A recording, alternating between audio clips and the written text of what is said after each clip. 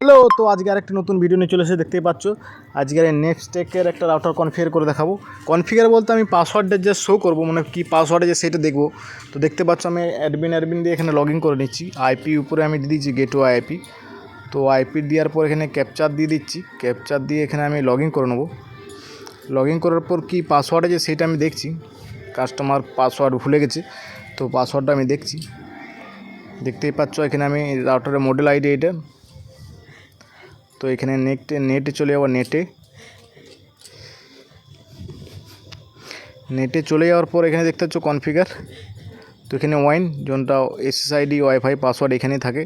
দেখতে পাচ্ছ এইটা পাসওয়ার্ড, আর এই উপরেরটা এসএসআইডি যোনটা এসএসআইডি ওয়াইফাই নেম, সেই এসএসআইডি শো করছে।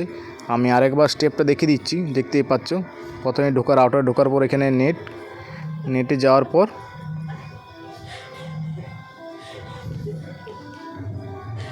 পর এখানে ওয়াইনে দেখতে পাচ্ছ এখানে ওয়াইফাই এসএসআইডি নেম আর এটা পাসওয়ার্ড। তো ধন্যবাদ।